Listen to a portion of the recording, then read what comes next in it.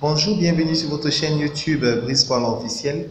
Aujourd'hui, nous allons voir comment comprendre très facilement letter writing. On parle de official ou bien formal letter. Donc, avec la vie de tous les jours, on va mieux comprendre comment ça se passe. Avant cela, si vous ne vous êtes pas encore abonné, abonnez-vous à Brice Koala Officiel pour plus de vidéos éducatives. Official ou bien formal letter. Beaucoup de candidats s'embrouillent souvent sur quel élément mettre avant l'autre au niveau de la présentation. On va vous le voir aujourd'hui avec un exemple concret de tous les jours. C'est très simple.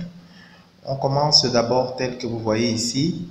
En haut et à droite, nous avons l'adresse.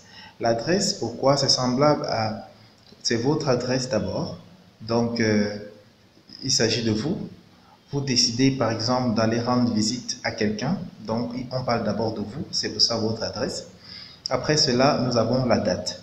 Vous choisissez de vous rendre quelque part un jour précis. Donc on a la date et on va à gauche maintenant, tel que vous voyez là, à gauche.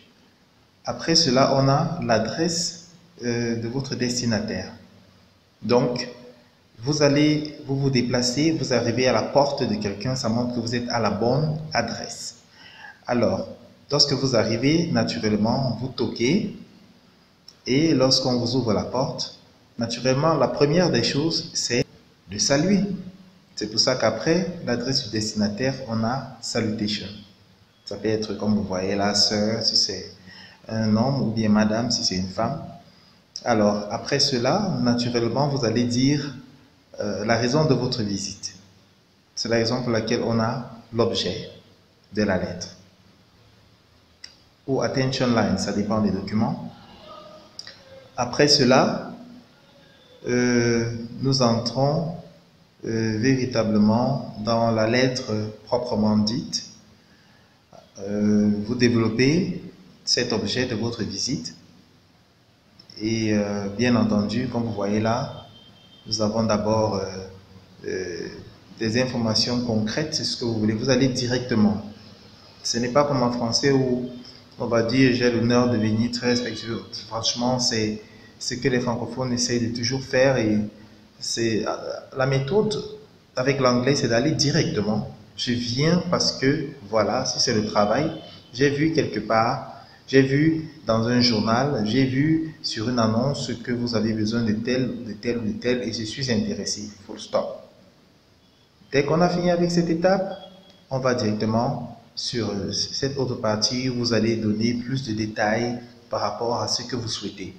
Si c'est par rapport à un emploi, vous allez parler des diplômes, vous allez parler de votre expérience personnelle et bien d'autres. S'il s'agit d'une plainte, là vous allez détailler vraiment tout. Ce que vous avez eu comme problème et ainsi de suite. Donc, c'est dans cette partie que vous détaillez.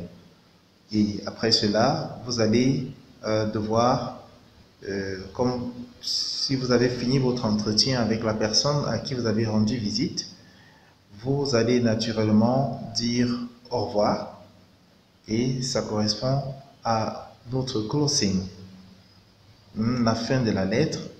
Et là, c'est très simple. Comme vous voyez ici, par exemple, il y a I look forward to hearing from you, yours faithfully.